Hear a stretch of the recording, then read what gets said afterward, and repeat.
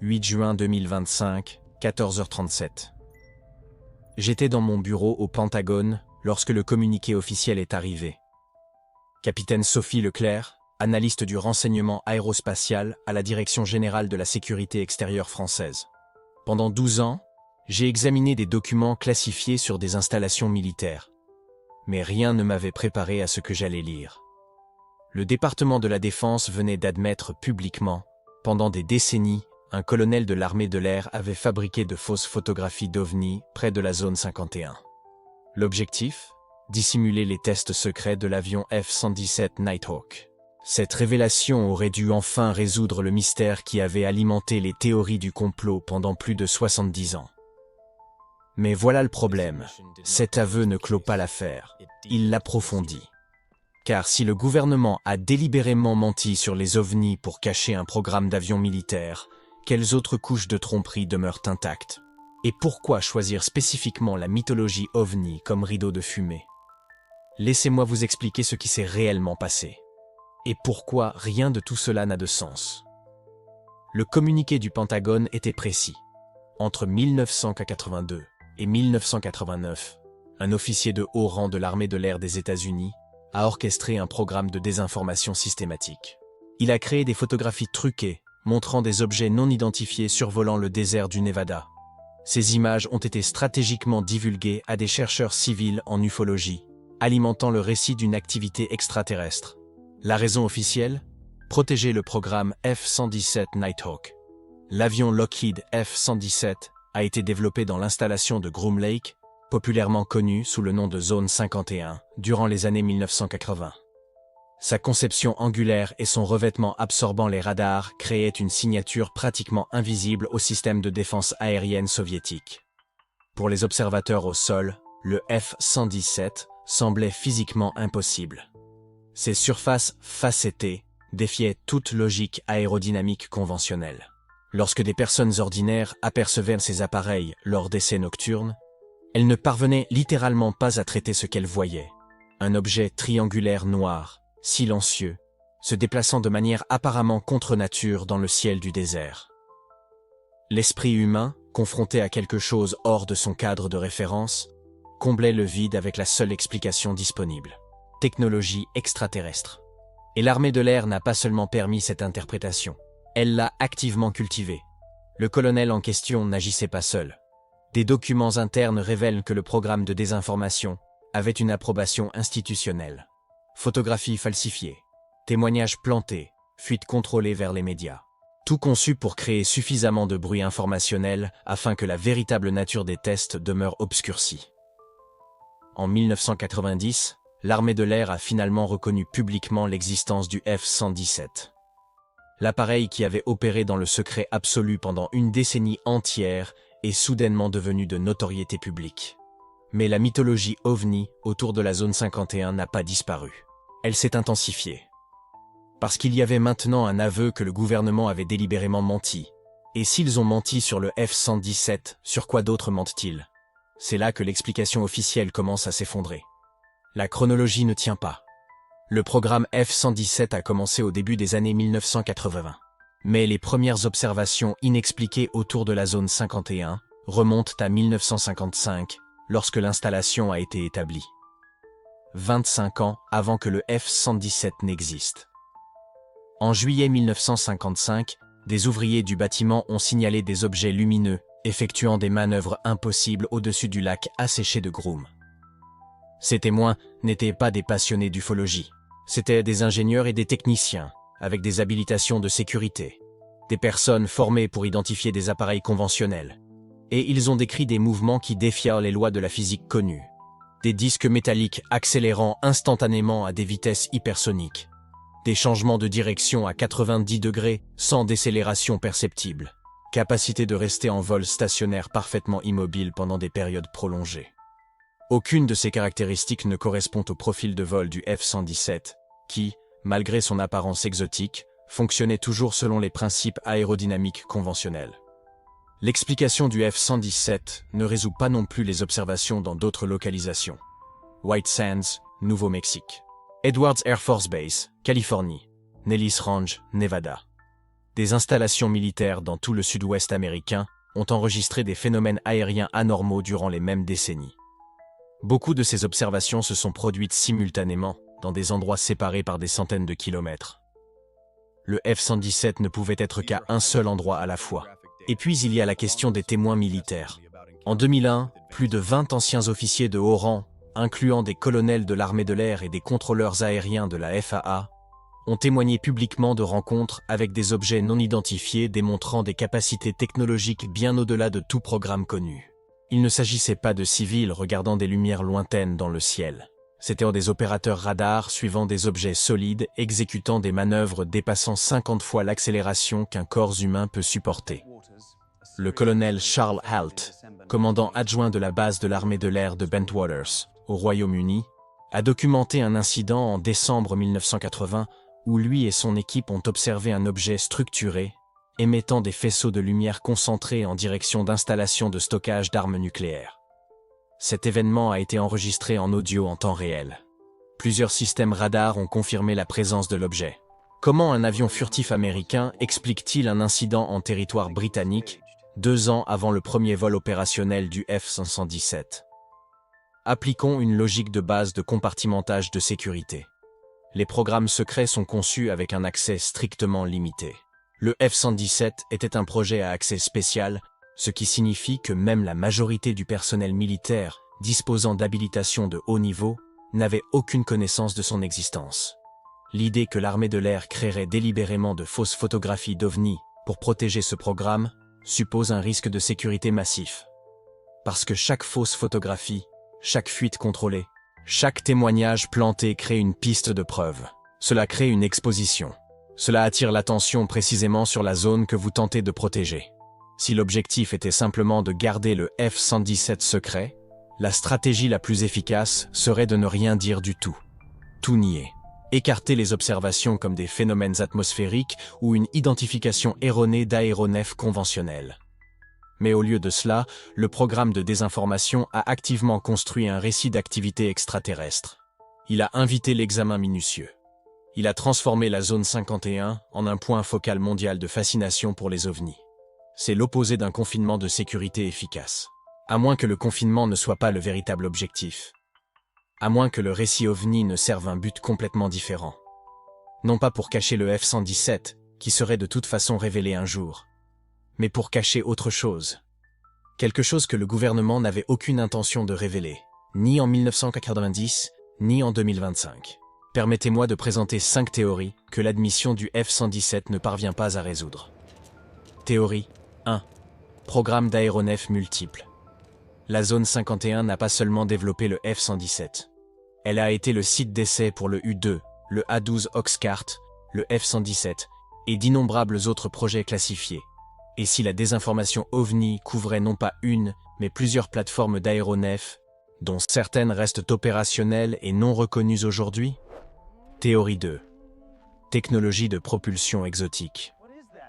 Les témoins décrivent systématiquement des caractéristiques de vol que les aéronefs conventionnels ne peuvent pas reproduire. Accélération instantanée, absence de traînée atmosphérique visible, vol hypersonique sans signature thermique. Et si la zone 51 testait des systèmes de propulsion fondamentalement différents des moteurs à réaction ou des fusées? Des technologies que le gouvernement considère si stratégiquement sensibles que la mythologie extraterrestre est préférable à l'admission. Théorie 3. Rétro-ingénierie de technologies récupérées. C'est la théorie classique, et celle que la communauté ufologique défend depuis des décennies. Et si au moins certains des projets dans la zone 51 impliquèrent des tentatives de reproduire une technologie d'origine non terrestre? L'admission du F-117 n'aborde pas cette possibilité. Elle dit simplement que certaines photos étaient fausses. Elle ne dit pas que toutes les preuves étaient fausses. Théorie 4. Opération de guerre psychologique. Et si le programme de désinformation OVNI ne concernait pas la dissimulation d'aéronefs, mais le test de techniques de manipulation de la perception publique? Utiliser la mythologie OVNI comme laboratoire pour développer des stratégies de contrôle du récit qui pourraient être appliquées dans d'autres contextes. Cette perspective transforme la zone 51 non pas en une installation d'essai d'aéronefs, mais en une installation d'essai d'ingénierie sociale. Théorie 5. Menace véritablement inconnue. la plus troublante de toutes. Et si certains des phénomènes observés autour de la zone 51 n'étaient ni des aéronefs américains, ni de la technologie extraterrestre, mais quelque chose de complètement non identifié que le gouvernement tente de comprendre? Et si le récit OVNI a été cultivé spécifiquement pour que, lorsque ces occurrences seraient rapportées par des civils, elles puissent être écartées comme des fantasmes de théoriciens du complot? Chacune de ces théories reste viable après l'admission du Pentagone. Parce que l'admission ne traite que d'une tranche de temps étroite et d'une technologie spécifique. Elle n'explique pas les observations de 1955. Elle n'explique pas les incidents dans d'autres bases. Elle n'explique pas les témoignages d'officiers militaires suivant des objets avec des capacités impossibles. Et, le plus important, elle n'explique pas pourquoi le gouvernement choisirait délibérément de construire et de maintenir la mythologie OVNI comme stratégie de sécurité opérationnelle. Ce choix en soi est l'anomalie qui exige une explication. J'ai examiné des milliers de documents classifiés au cours de ma carrière. J'ai appris que lorsqu'une agence gouvernementale admet volontairement la tromperie, c'est parce qu'elle détourne votre attention de quelque chose de plus profond. L'admission devient elle-même un écran de fumée. Une couche de vérité conçue pour satisfaire la curiosité, tout en protégeant des secrets plus fondamentaux. La révélation du F-117 nous donne une réponse. Mais elle soulève 10 nouvelles questions. Et la première de ces questions nous ramène au début. Non pas à 1982, lorsque le programme de désinformation aurait commencé, mais à 1955, lorsque la zone 51 a été établie et que les premiers phénomènes inexpliqués ont commencé à apparaître. Que se passait-il dans ce lac asséché reculé du Nevada, 25 ans avant que le F-117 n'existe? Quelles capacités étaient testées qui faisaient que des observateurs formés rapportèrent des objets défiant les lois de la physique? L'explication du F-117 résout une couche, mais l'histoire de la zone 51 s'étend sur 7 décennies. Et la première observation inexpliquée s'est produite 25 ans avant que le F-117 n'existe même, que nous cache encore le gouvernement. Alors que j'examinais minutieusement les dossiers déclassifiés, j'ai commencé à percevoir quelque chose qui rendait l'admission du Pentagone encore plus impossible à expliquer. Si toute la mythologie OVNI a été implantée dans les années 1980 pour dissimuler le programme F-117, alors comment expliquer les 40 ans d'observations antérieures à cela? La chronologie officielle ne tient tout simplement pas. Et plus je plongeais dans les archives classifiées de la zone 51, plus il devenait évident. Quelque chose se passait dans cette base bien avant que le F-117 n'existe. Quelque chose que le Pentagone n'a pas mentionné dans son admission de 2025. Laissez-moi vous ramener au commencement. Au moment où la zone 51 ne portait même pas encore ce nom. Le 12 avril 1955, le colonel Hugh Slater a pris le commandement d'une installation militaire qui officiellement n'existait pas. Groom Lake, Nevada. Un lit de lac asséché entouré de montagnes, à 130 km au nord de Las Vegas. Le site a été choisi selon 3 critères spécifiques. Isolement absolu, conditions climatiques stables pour les essais en vol, et proximité du Nevada Test Site, où le gouvernement conduisait déjà des essais nucléaires. La sécurité était déjà établie. L'infrastructure de secret, également. L'histoire officielle dit que la zone 51 a été créée pour tester le U-2, l'avion espion de haute altitude qui volerait au-dessus de l'Union soviétique. Et c'est vrai, mais ce n'est qu'une partie de la vérité.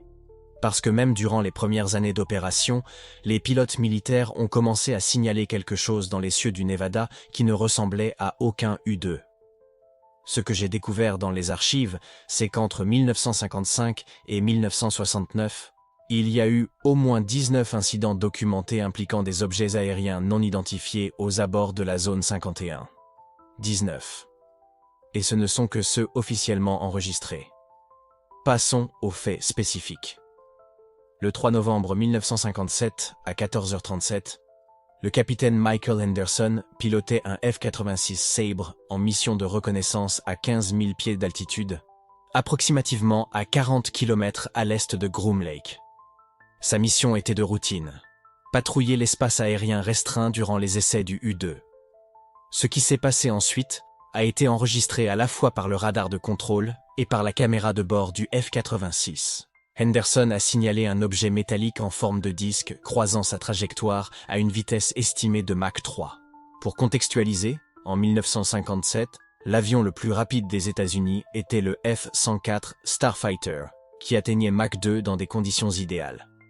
L'objet que Henderson a vu se déplaçait 50% plus vite.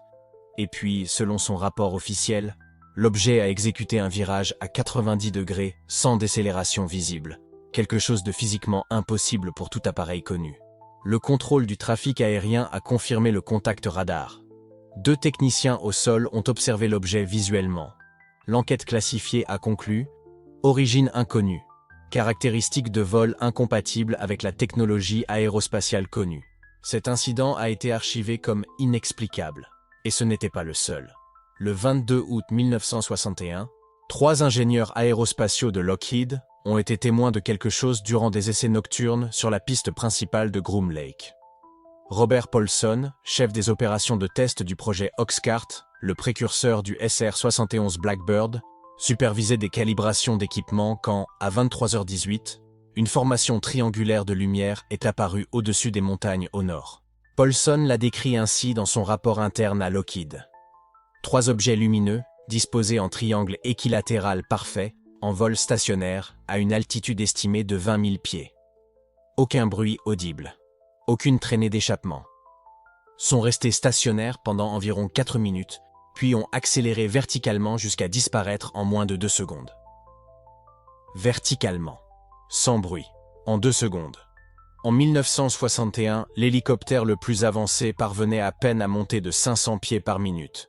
Ces objets ont monté au moins 20 000 pieds en 2 secondes. C'est un taux de montée de 600 000 pieds par minute. 600 000. Lockheed a mené une enquête interne. Ils ont conclu que ce n'était aucun de leurs prototypes. Le Pentagone n'a offert aucune explication. L'incident a été classifié comme phénomène aérien non identifié et enfermé dans un dossier restreint. Mais voici ce qui rend cela troublant.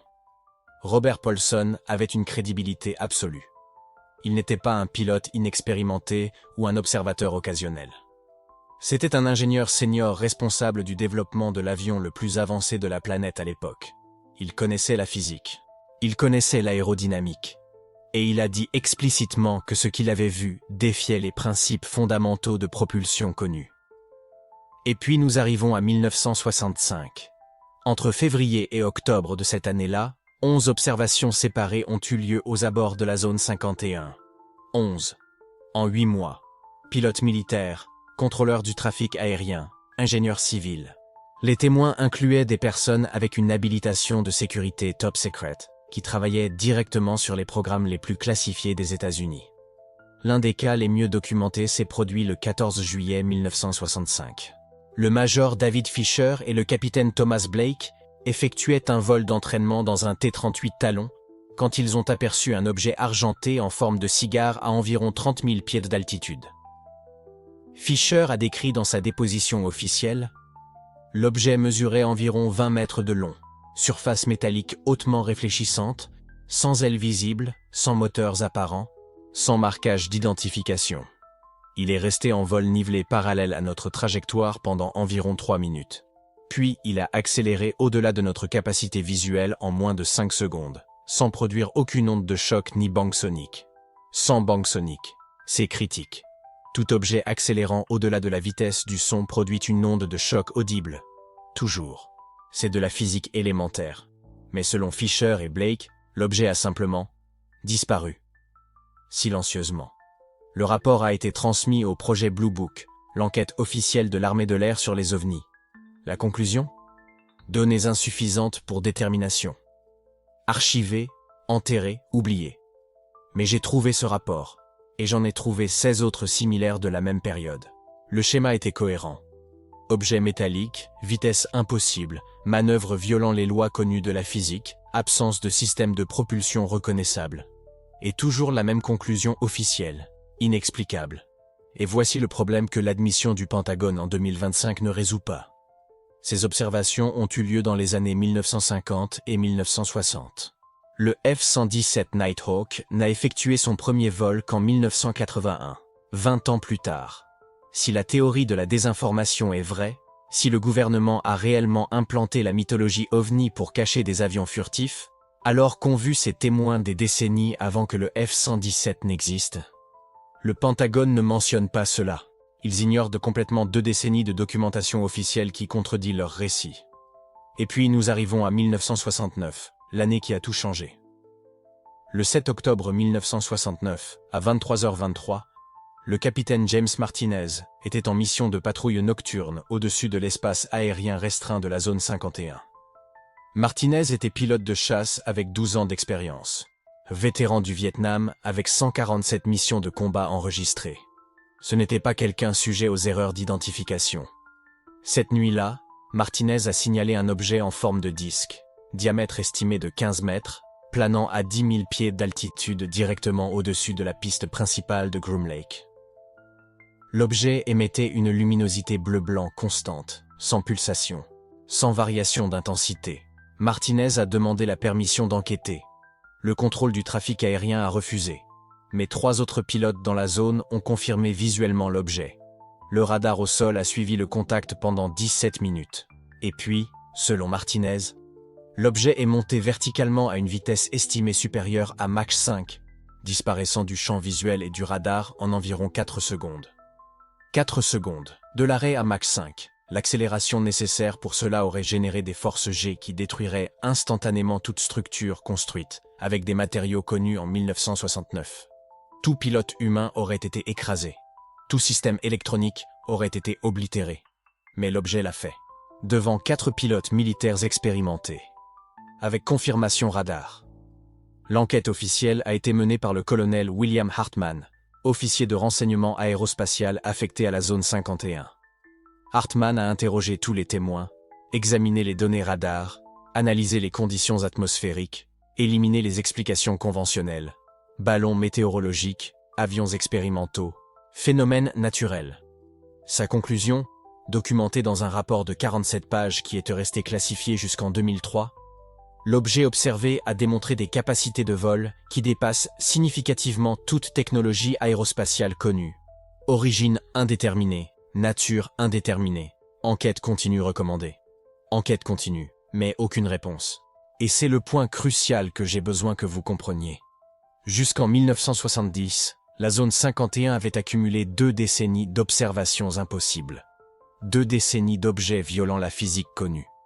2 décennies de témoins hautement qualifiés signalant des choses qui ne devraient pas exister. Et l'admission du Pentagone en 2025, elle ne mentionne aucun de ces incidents. Pas un seul. Il saute directement aux années 1980 et parle de désinformation intentionnelle. Mais ils ignorent complètement les 40 années précédentes de documentation officielle qu'ils ont eux-mêmes créée. Pourquoi ? Si tout cela n'était que confusion avec des prototypes secrets, pourquoi ne pas expliquer ces cas maintenant ? Les programmes U-2 et SR-71 ont été déclassifiés il y a des décennies. Il n'y a aucun risque pour la sécurité nationale à admettre que des pilotes ont confondu des avions expérimentaux avec des ovnis dans les années 1960. À moins que ce n'aient pas été des avions expérimentaux. À moins que quelque chose d'autre se passait à la zone 51. Quelque chose que l'admission du Pentagone dissimule encore. Parce qu'en 1970, la zone 51 n'était pas seulement une base d'essai secrète. C'était l'épicentre de quelque chose que le gouvernement ne pouvait pas expliquer. Et cela allait devenir beaucoup plus étrange.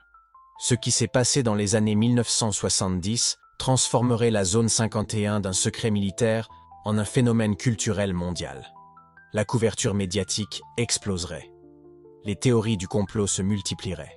Et la réponse du gouvernement établirait le décor pour la campagne de désinformation des années 1980 que le Pentagone a finalement admise en 2025. Mais avant d'en arriver là, vous devez comprendre ce qui se passait à l'intérieur de la base. Parce que les observations externes n'étaient que la moitié de l'histoire. L'autre moitié concerne ce que des témoins internes prétendent avoir vu. Et c'est là que les choses deviennent vraiment troublantes. J'ai interrogé 12 anciens employés de la zone 51. Chacun d'eux se souvenait du moment exact où la mythologie OVNI a explosé. Un mécanicien d'avion m'a dit, en 1965, si vous mentionniez « soucoupe volante », les gens pensaient que vous étiez fou. En 1978, tout le monde avait une histoire. Un schéma remarquable, similaire à ce qui s'est passé en France avec les vagues d'observation des années 1970. Ce changement ne s'est pas produit par hasard. Les incidents des années 1960 étaient classifiés, connus seulement des militaires. Les années 1970, C'est à ce moment-là que le public a découvert. Et la transformation a commencé avec 3 mots qui ont résonné à travers le pays.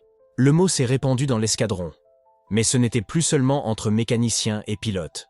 Cette fois, c'était de civil à civil, de journaliste à journaliste, d'enquêteur amateur à enquêteur amateur.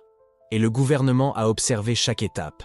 Le 9 novembre 1975, à 20h17, des officiers de la base aérienne de Malmstrom dans le Montana ont détecté un intrus non identifié survolant leurs installations de stockage nucléaire. 7 gardes de sécurité ont vu le même appareil impossible. Un objet en forme de disque, de 15 mètres de diamètre, planant silencieusement à 30 mètres au-dessus du sol. Sans moteur visible, sans ailes, sans bruit.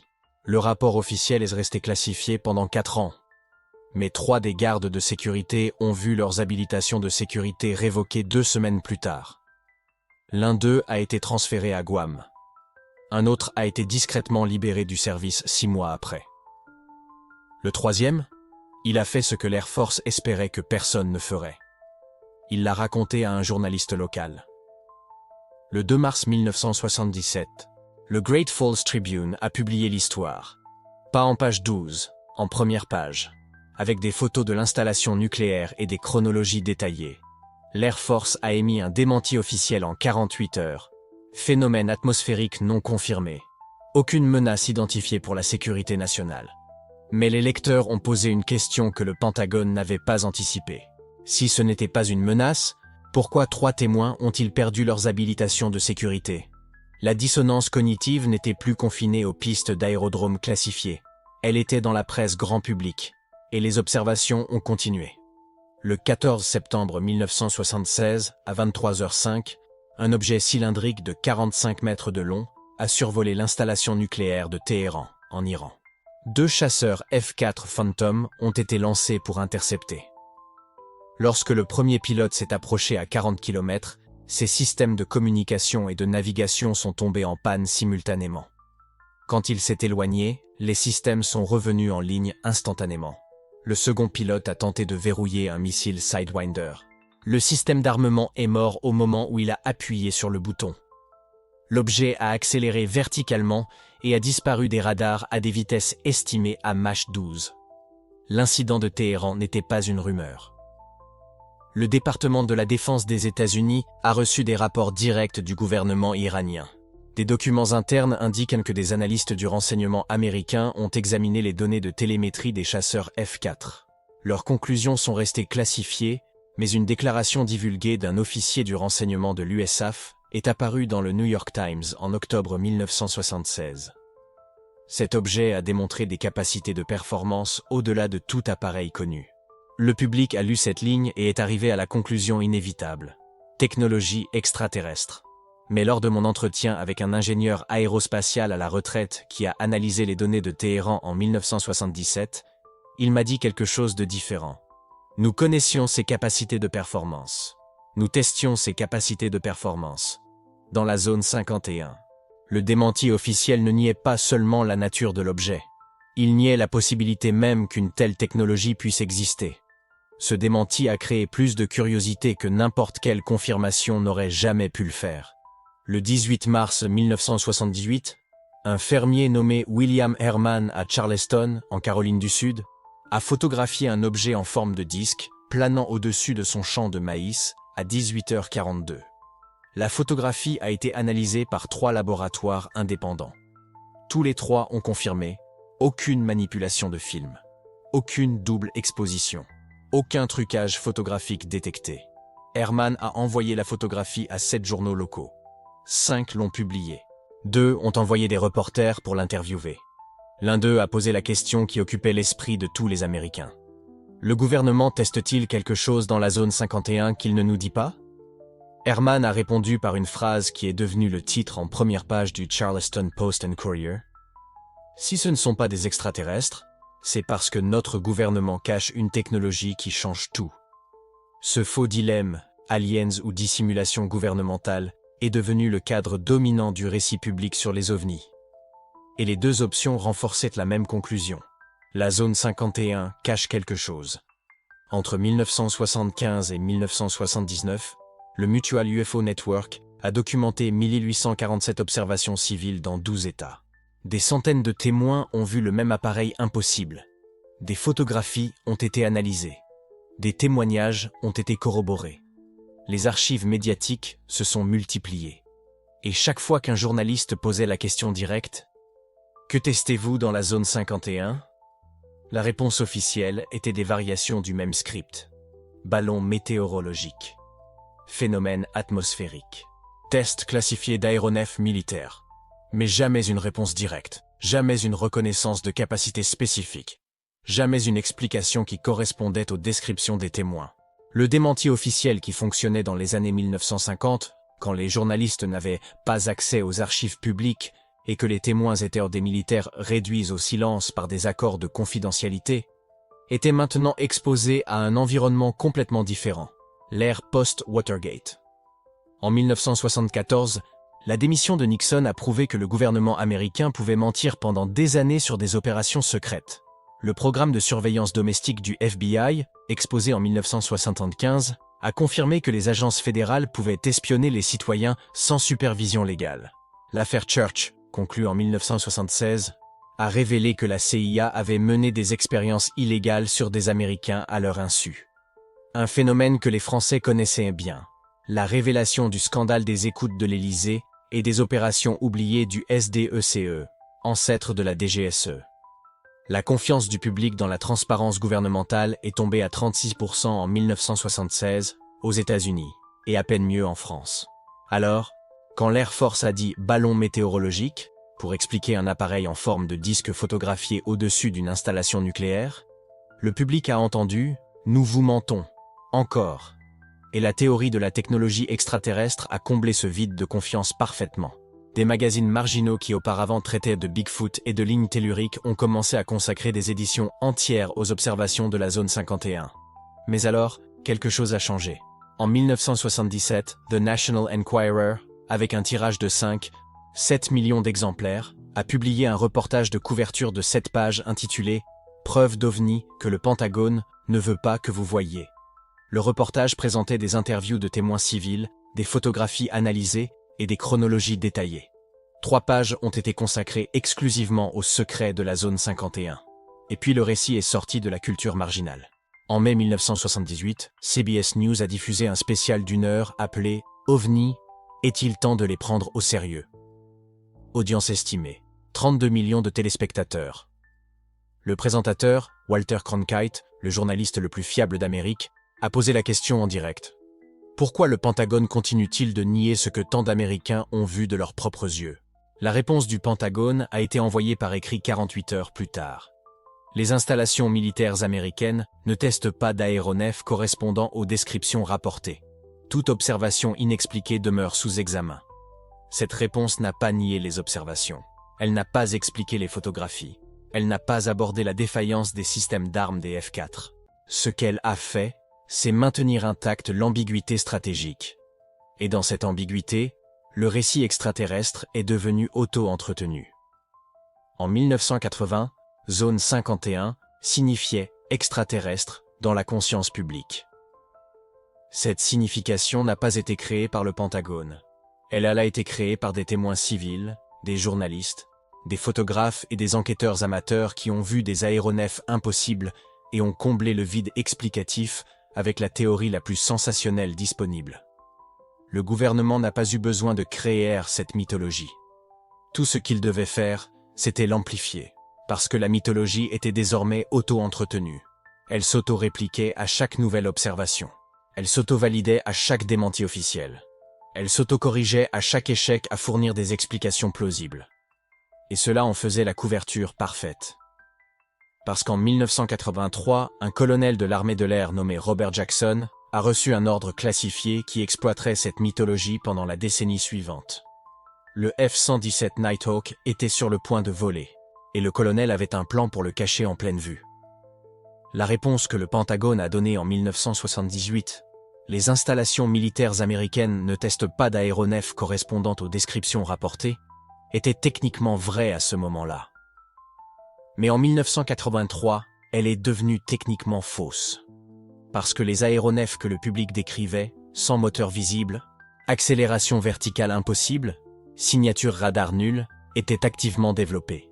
Pas par des extraterrestres, par des ingénieurs de Lockheed dans la zone 51. Le colonel Jackson n'a pas eu besoin d'inventer une histoire de couverture.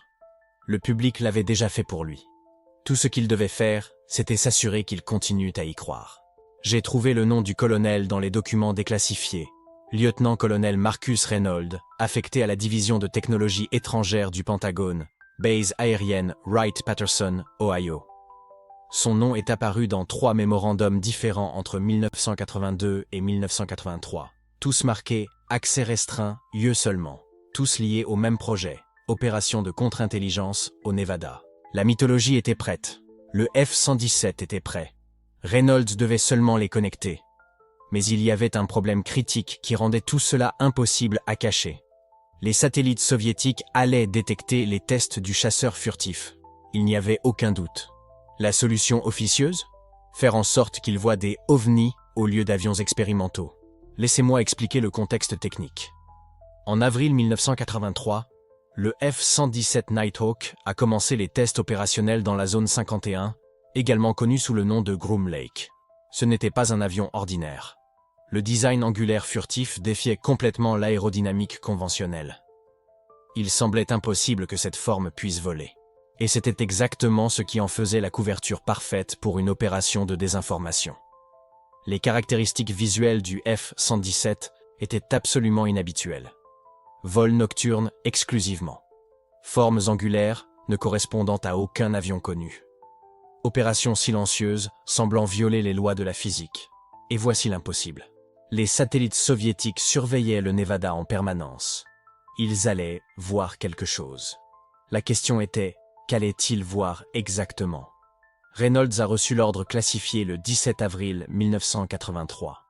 Le mémorandum ne comportait que 3 paragraphes. Le 3e paragraphe disait « Mettre en œuvre des mesures de contre-intelligence visuelle appropriées pour protéger le programme Senior Trend pendant la phase de test opérationnel. Autorité, SECDEF. Durée, indéterminée. Programme Senior Trend était le nom de code du F-117. SECDEF était le secrétaire à la défense. Et mesures de contre-intelligence visuelle était l'euphémisme du Pentagone pour « faites-leur voir ce que nous voulons qu'ils voient ». La modification a pris 3 semaines. Pas de l'avion, des photographies. L'équipe de Reynolds a créé des images trafiquées des prototypes du F-117 avec des modifications extraterrestres. Lumières ajoutées numériquement dans des positions impossibles. Distorsion de perspective faisant paraître l'angle de vol défiant la gravité. Lueurs intensifiées suggérant une propulsion non conventionnelle.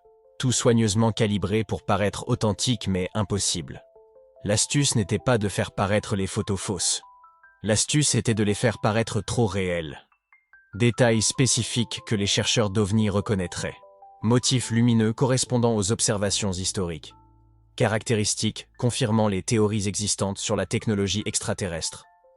Et puis est venue la partie ingénieuse de l'opération. La fuite stratégique. Reynolds n'a pas envoyé les photos aux journaux. Il les a plantées dans les réseaux de chercheurs d'OVNI. Un technicien de la base préoccupé par la vérité. Un pilote en conflit de conscience. Des sources anonymes qui semblaient crédibles parce qu'elles prenaient des risques pour révéler des informations classifiées. De chercheur en chercheur, les photos se sont répandues. Les conférences sur les ovnis en 1983 et 1984 montrèrent ces images comme preuve définitive. Les magazines spécialisés publiaient des analyses détaillées. Les enquêteurs indépendants confirmaient l'authenticité photographique parce que les photos étaient techniquement authentiques. Seul le contenu était délibérément trompeur. L'amplification à travers les sources anonymes des médias a bouclé la boucle. Les journalistes recevaient des tuyaux sur l'activité OVNI dans la zone 51, toujours avec suffisamment de détails spécifiques pour paraître légitimes, toujours assez vagues pour maintenir le mystère. Et chaque reportage renforçait le récit. Quelque chose d'impossible se passait dans le désert du Nevada. Quelque chose que le gouvernement était désespéré de cacher. La modification des photos a pris 3 semaines pour créer, planter et amplifier. Personne ne savait que c'était délibéré. Mais voici la partie qui me fait tout remettre en question. Ça a parfaitement fonctionné. Des documents de renseignement soviétiques de l'époque ont été déclassifiés en 2009. Les archives du KGB de 1983 à 1987 montrent des spéculations sur l'activité OVNI dans la zone 51. Pas sur des avions furtifs expérimentaux, sur des OVNI. Le mot lui-même apparaît dans les rapports russes. Neopoznany Letaющий Objekt. Objet volant non identifié. Les indicateurs de succès sont impressionnants. Le F-117 est resté non détecté pendant 7 ans. De 1983, quand les tests opérationnels ont commencé, jusqu'en 1990, quand l'avion a été officiellement révélé au public. 7 ans de vol nocturne au-dessus du désert. 7 ans de satellites soviétiques capturant des images. 7 ans pendant lesquels le renseignement soviétique cherchait des ovnis au lieu de technologies furtives américaines. L'opération de Reynolds a créé un écran de fumée si efficace que les soviétiques ont littéralement regardé les preuves et ont vu des extraterrestres au lieu d'ingénierie aérospatiale américaine. Mais voici la partie impossible qui me tient éveillé la nuit. S'ils ont fait ça pour le F-117, qu'ont-ils fait d'autre? Combien d'autres programmes ont utilisé cette même stratégie?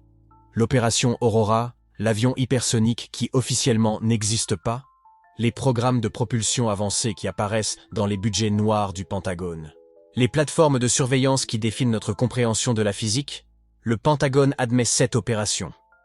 La déclassification de 2019 confirme que Reynolds a coordonné de la désinformation délibérée sur le F-117. Mais les autres? Les opérations qui n'ont toujours pas été admises?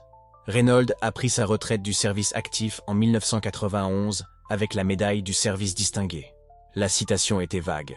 Pour contribution exceptionnelle à la sécurité nationale à travers des opérations de renseignement classifiées.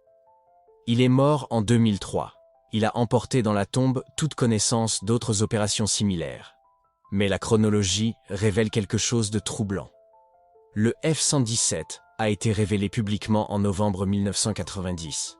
L'opération de Reynolds s'est officiellement terminée. Mais les observations d'OVNI dans la zone 51? Elles ont continué. De 1991 à 2024, 33 ans supplémentaires de phénomènes inexpliqués. Le F-117 n'explique pas CES observations. Le programme était public. Les vols étaient connus. La forme angulaire était reconnaissable. Alors que voyant les gens après 1990. Et voici où l'impossibilité s'approfondit encore plus. Certaines de ces observations récentes sont plus impossibles que tout ce qui s'est passé dans les années 1980. Des vitesses qui dépassent Mach 10 avec des changements instantanés de direction. Des accélérations qui généreraient 400 G, tuant n'importe quel pilote humain. Des manœuvres qui violent notre compréhension de la propulsion aérospatiale. En 2004, l'incident de l'USS Nimitz. Des pilotes de la marine avec des milliers d'heures de vol ont aperçu des objets qui défiaient toute logique. David Fravor, commandant, diplômé de Top Gun, a décrit une accélération instantanée du vol stationnaire à des vitesses hypersoniques, sans ailes visibles, sans échappement de moteur, sans explication conventionnelle. La vidéo infrarouge a été déclassifiée en 2017. Le Pentagone a confirmé son authenticité en 2020, mais n'a offert aucune explication, seulement confirmé, oui, nos pilotes ont vu ça. Oui, nous avons filmé. Non, nous ne savons pas ce que c'est. Ou savent-ils et utilisent-ils la même stratégie que Reynolds? Admettre l'observation. Confirmer l'authenticité. Mais laisser l'explication impossible rester impossible. Parce que tant que les gens cherchent des extraterrestres, personne ne cherche des programmes noirs américains qui opèrent des décennies au-delà de la technologie publique connue. La stratégie de Reynolds a prouvé qu'on peut cacher la vérité en pleine vue. Il suffit de faire paraître la vérité suffisamment impossible pour que les gens cherchent des explications encore plus impossibles. Et si les observations de 1991 à 2024 sont la même opération, juste à plus grande échelle? Et si chaque confirmation du Pentagone sur les ovnis est, en réalité, la confirmation que la stratégie fonctionne toujours?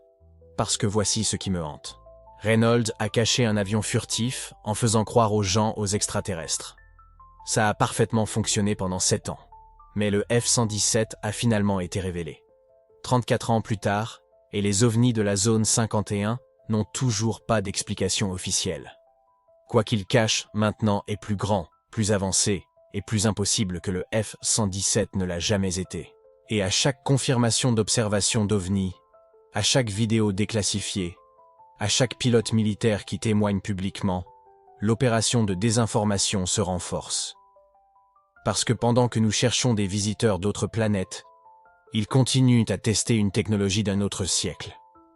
Notre siècle. Seulement 50 ans dans le futur. J'ai croisé l'admission du Pentagone avec 3 décennies de rapports d'observation post-1990. Ce que j'ai découvert n'était pas rassurant, c'était troublant. L'opération de Reynolds s'est terminée en 1990. Les documents déclassifiés s'arrêtent là. Les observations, non. Je suis allé droit au but avec le porte-parole du Pentagone. J'ai demandé « Et qu'en est-il des incidents après 1990 ?» Les caractéristiques sont identiques. Les témoins sont tout aussi accrédités. Le F-117 était public depuis 1990. Qu'est-ce qui explique ce X-là? Sans commentaire. Cette non-réponse m'a tout dit. Alors j'ai organisé les données différemment. Pas chronologiquement, pas géographiquement, par impossibilité technique. Et j'ai découvert quelque chose qui m'a glacé le sang. Les observations les plus impossibles se sont produites après que le F-517 ait été révélé. 12 juin 2008, 21h47 heure locale.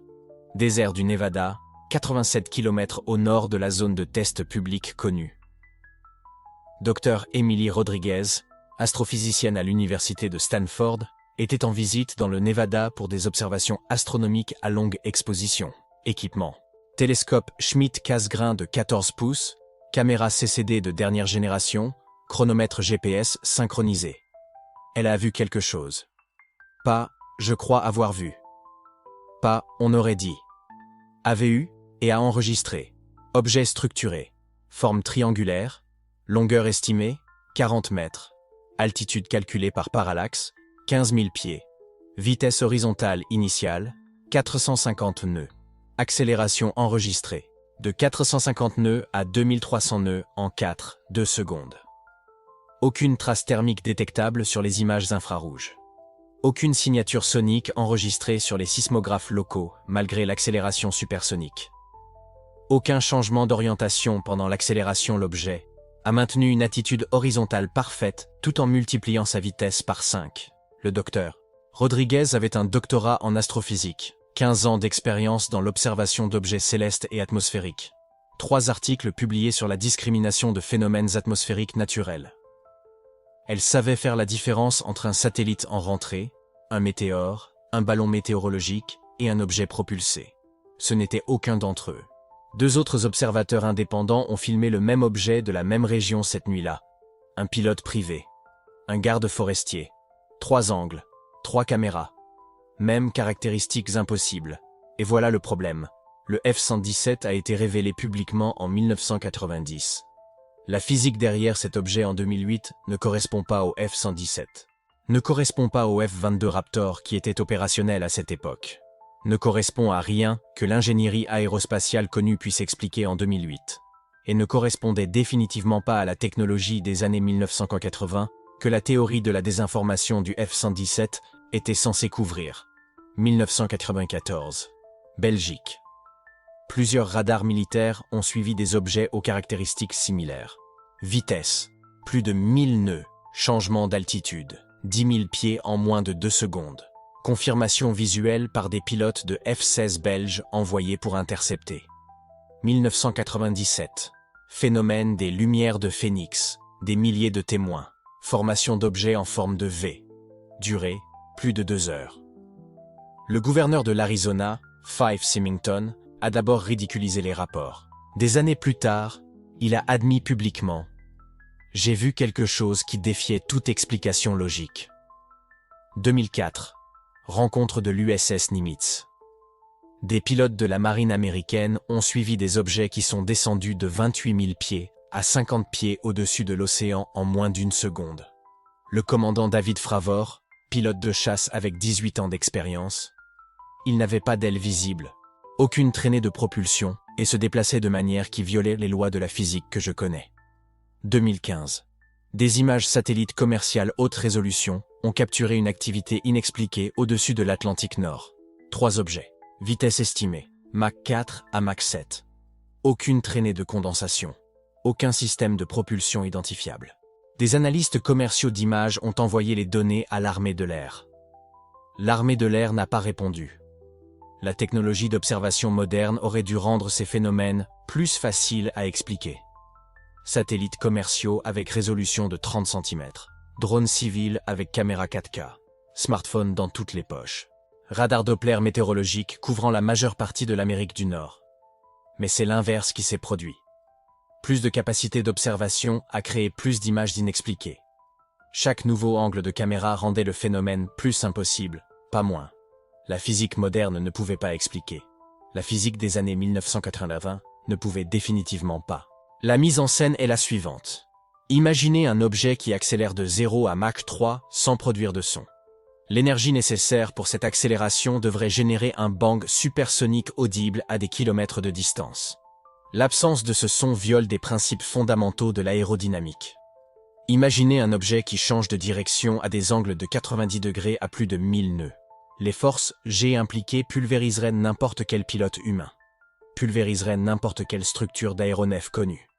Pourtant, ces manœuvres ont été suivies par radars militaires de dernière génération.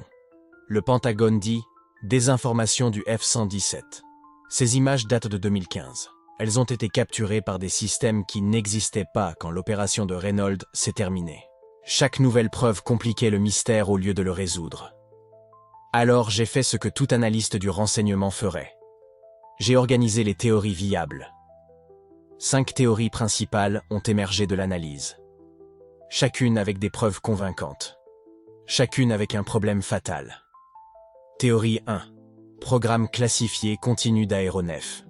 La zone 51 reste active. Le budget noir du département de la Défense des États-Unis est estimé à 50 milliards de dollars annuels. Des projets comme Aurora, véhicules hypersoniques, propulsion avancée, tous théoriquement possibles. Preuves à l'appui, de nouvelles observations correspondent au schéma de test d'aéronefs. Concentration géographique près d'installations militaires connues. Les témoins rapportent fréquemment des caractéristiques cohérentes avec une technologie furtive avancée. Problème fatal. Certains phénomènes observés défient la compréhension actuelle de l'ingénierie aérospatiale. Accélération sans propulsion visible. Manœuvre qui dépasserait les limites structurelles de tout matériau connu. Absence de signature thermique sur des objets se déplaçant à des vitesses supersoniques. Cela viole la thermodynamique de base. Théorie 2. Technologie non américaine. Programmes avancés d'adversaires étrangers. La Chine, la Russie ou une autre puissance a développé des capacités aérospatiales qui excèdent les capacités américaines publiquement démontrées. Preuves à l'appui. Les manœuvres suggèrent une intelligence intentionnelle et un contrôle sophistiqué. Certaines observations sont corrélées avec des régions d'intérêt géopolitique. Les gouvernements adverses ont des motifs pour développer une technologie de surveillance avancée. Problème fatal, aucune puissance géopolitique n'a démontré publiquement des capacités équivalentes. Si la Russie ou la Chine possédèrent cette technologie, les indicateurs stratégiques, doctrine militaire, posture défensive, affirmations diplomatiques auraient changé. Ils n'ont pas changé. Et le secret opérationnel nécessaire pour cacher une telle avancée pendant des décennies à de multiples agences de renseignement est statistiquement improbable. Théorie 3. Phénomène atmosphérique naturel. Observation mal interprétée de phénomènes météorologiques rares, inversion de température, foudre en boule, ou autres événements atmosphériques. Preuves à l'appui.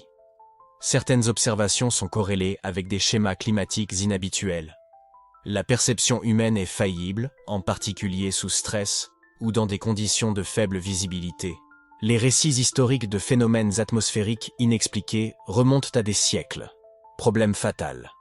N'explique pas les objets structurés suivis par plusieurs systèmes radars indépendants. N'explique pas les images vidéo de plusieurs angles montrant un mouvement contrôlé et des manœuvres délibérées.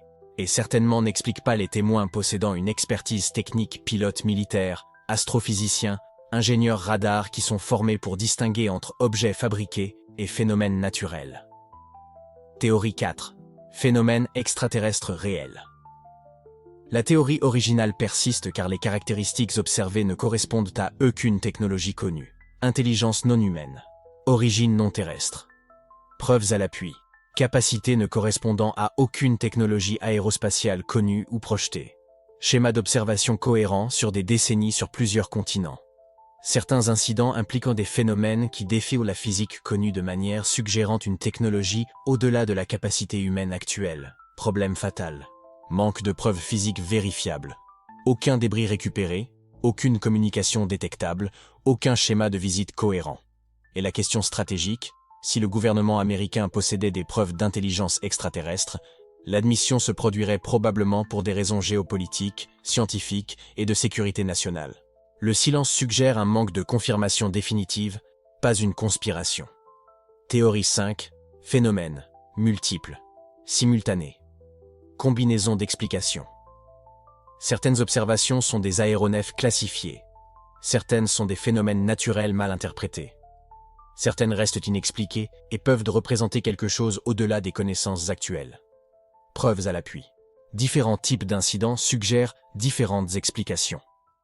La variété de caractéristiques observées est cohérente avec de multiples causes. Cette théorie accommode la complexité et admet l'incertitude. Problème fatal. Impossible de vérifier quels incidents appartiennent à quelle catégorie sans accès aux données classifiées. Créer une zone grise permanente où toute observation peut être écartée ou revendiquée sans résolution définitive. Scientifiquement insatisfaisant car non falsifiable. 5 théories. Aucune totalement satisfaisante. Les experts sont en désaccord. Les données sont ambiguës. La vérité demeure obscurcie. Et voici le point culminant. L'admission du Pentagone en 2025 a résolu un mystère. Elle en a créé 7 nouveaux. Elle a résolu le mystère des observations des années 1980. C'était de la désinformation sur le F-117. Confirmé, compris, archivé. Mais elle a créé de nouveaux mystères. Pourquoi les observations ont-elles continué après 1990 ? Pourquoi les caractéristiques sont-elles devenues plus impossibles à mesure que la technologie d'observation s'améliorait ? Pourquoi de multiples systèmes radars militaires ont-ils suivi des objets qui défient la physique connue ? Pourquoi des pilotes militaires hautement entraînés ont-ils rapporté des manœuvres qui excèdent les capacités structurelles d'aéronefs connus ? Pourquoi des gouvernements étrangers rapportent-ils également des phénomènes similaires ? Pourquoi la technologie satellitaire commerciale capture-t-elle une activité que le Pentagone ne peut pas ou ne veut pas expliquer ? Et pourquoi la question la plus impossible de toutes, pourquoi ont-ils admis cela ? Maintenant, en 2025, après 40 ans. Parce que la question la plus impossible de toutes n'est pas ce que nous voyons. C'est pourquoi ils ont choisi de nous le dire maintenant. La résolution d'un mystère a ouvert une boîte de Pandore de nouveaux mystères.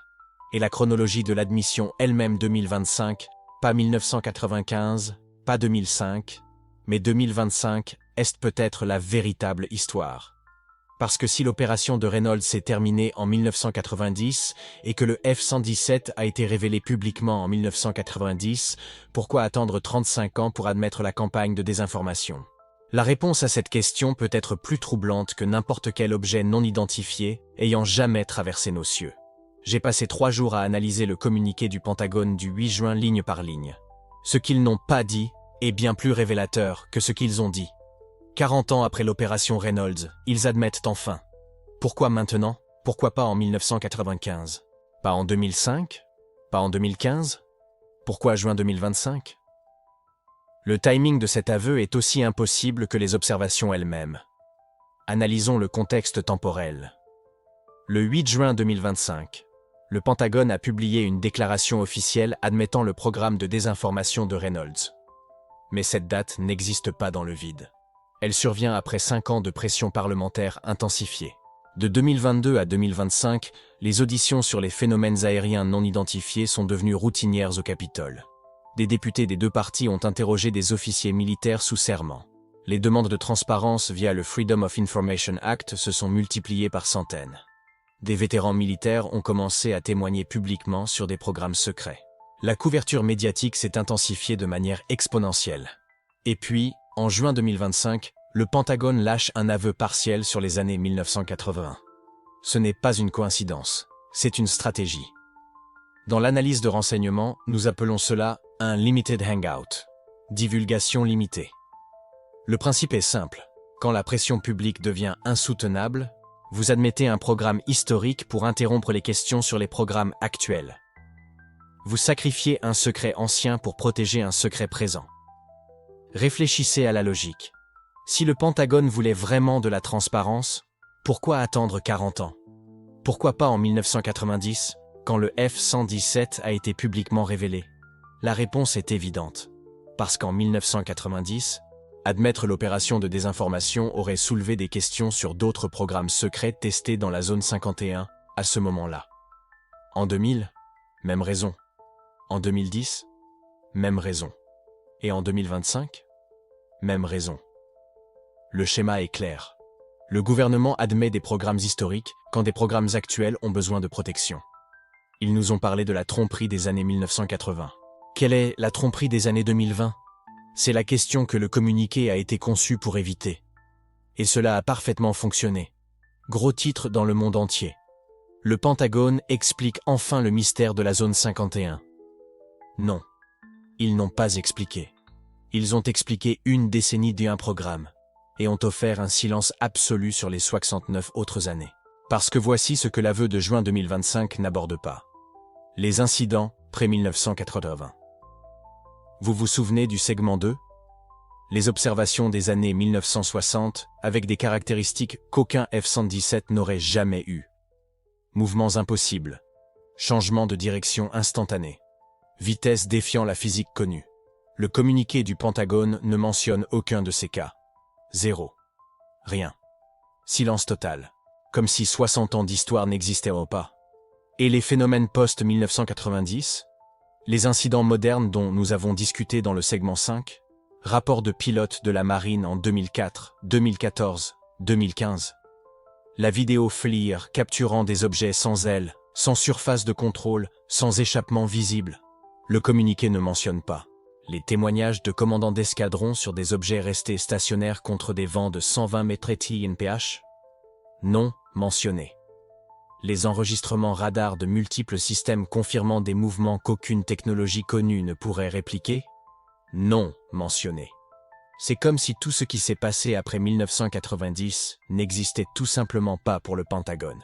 Et voici l'omission la plus révélatrice. D'autres campagnes de désinformation. Le communiqué présente l'opération Reynold comme un événement singulier. Un programme. Une décennie. Une installation. Comme si c'était la seule fois dans l'histoire où le gouvernement des États-Unis a utilisé la mythologie OVNI pour cacher des programmes classifiés. Mais n'importe quel analyste de renseignement vous dira, si vous faites quelque chose une fois et que ça marche, vous le refaites. Et encore. Et encore. L'opération Reynold a-t-elle réussi? Absolument. Alors, pourquoi s'arrêter? Pourquoi ne pas utiliser la même stratégie pour l'Aurora, pour le TR-3B? Pour quelle que soit la désignation des programmes aériens actuellement en développement dans la zone 51? Et concernant les opérations actuelles de la zone 51? Ah, ici le Pentagone est cohérent, sans commentaire, sans information, sans transparence.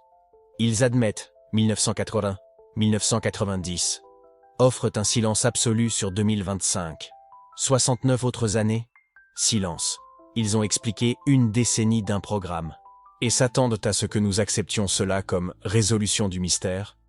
Mais voici la beauté de l'énigme de la zone 51. Plus vous en savez, plus vous réalisez que vous ne savez pas. Maintenant nous savons que le F-117 a été caché en utilisant la mythologie OVNI. Fantastique. Voici ce que nous ne savons toujours pas. Pourquoi les incidents des années 1960 qui précèdent le F-117? S'il s'agissait d'aéronefs expérimentaux, lesquels, si ce n'étaient pas des aéronefs, qu'est-ce que c'était? Pourquoi les incidents des années 1990 jusqu'à 2025 qui succèdent au F-117? La technologie furtive était déjà publique. Alors pourquoi continuer à alimenter la mythologie OVNI? Pourquoi la mythologie OVNI spécifiquement? Pourquoi pas d'autres couvertures? Météorologie expérimentale. Test atmosphérique? Pourquoi choisir un récit qui attirerait inévitablement l'attention mondiale? Parce que voici la réponse que le Pentagone ne veut pas que vous envisagiez. Peut-être que la mythologie OVNI est plus efficace précisément parce qu'elle attire l'attention. Réfléchissez-y.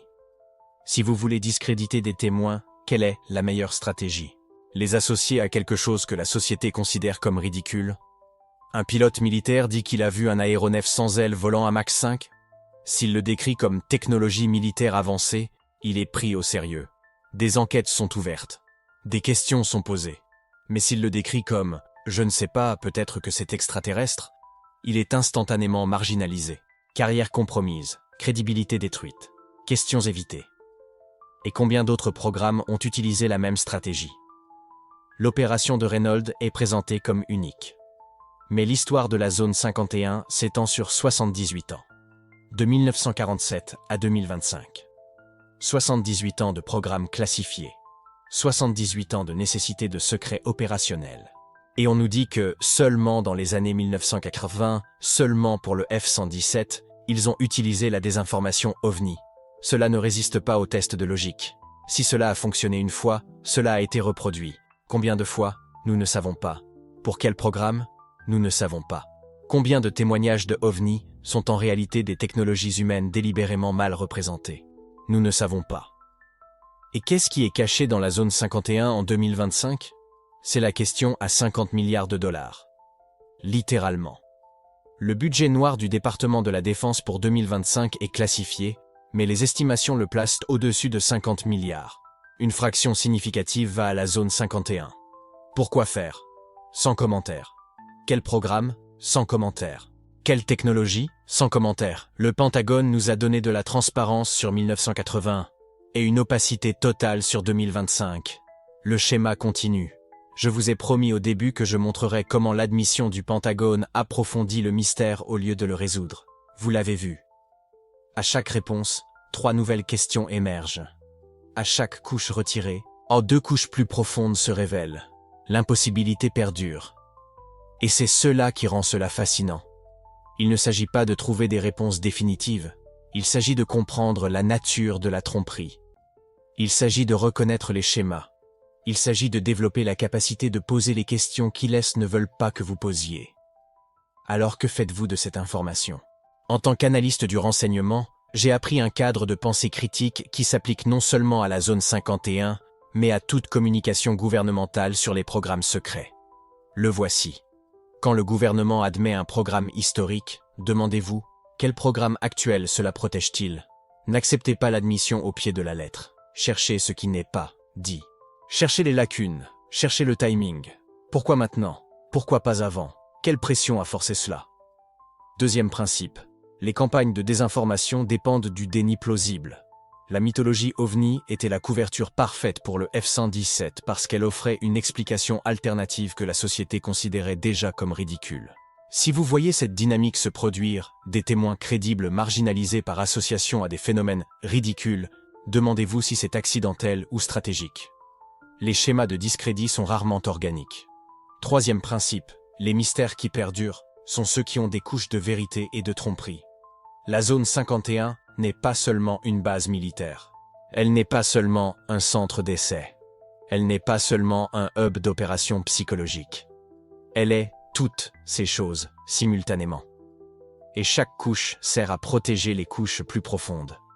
Vous découvrez la vérité sur le F-117. Fantastique. Cela ne révèle pas la vérité sur ce qui est testé maintenant, parce que la structure du secret est conçue avec redondance. Une couche exposée, 3 restent cachés. En tant qu'analyste du renseignement, j'ai appris, l'admission n'est jamais l'histoire complète. C'est juste l'histoire qu'ils sont prêts à raconter pour protéger l'histoire qu'ils ne racontent pas. La zone 51 m'a appris que certaines opérations sont si compartimentées qu'aucun individu ne connaît le tableau complet. Ni les généraux, ni les directeurs. Certainement pas les analystes comme moi. Et définitivement pas le public. La structure entière est conçue pour que la vérité totale reste inaccessible. Le 8 juin 2025, le Pentagone aurait dû résoudre le plus grand mystère. Ils ne l'ont pas fait. Ils ont ajouté une pièce au puzzle. Une pièce importante? Oui. La pièce finale? Loin de là. L'énigme de 78 ans de la zone 51 continue. La révélation du F-117? Juste une pièce d'un puzzle infini. Et voici la vérité inconfortable. Peut-être qu'il n'y a pas d'image complète. Peut-être que le puzzle est conçu pour ne jamais être terminé. Parce qu'un mystère résolu ne protège plus de secrets. Mais un mystère géré, celui-là peut protéger des secrets indéfiniment. Vous êtes venu pour un mystère qui reste non résolu. Vous avez obtenu exactement cela, non pas parce que les réponses n'existent pas, mais parce que la structure du secret est conçue pour que vous n'ayez jamais suffisamment d'accès pour assembler le tableau complet. Le F-117 a été révélé. Sa campagne de désinformation a été admise. Et pourtant, la zone 51 demeure aussi énigmatique en 2025 qu'elle l'était en 1947. Peut-être même plus, parce que maintenant nous savons que nous ne savons pas. Et cette conscience est à la fois éclairante et profondément frustrante. Si vous voulez explorer plus d'impossibilités durables, si vous voulez continuer à poser les questions que d'autres évitent, si vous voulez développer la capacité de voir à travers les admissions officielles vers les couches plus profondes de tromperie, cette chaîne est votre foyer. Parce que certains d'entre nous ne veulent pas de mystères résolus.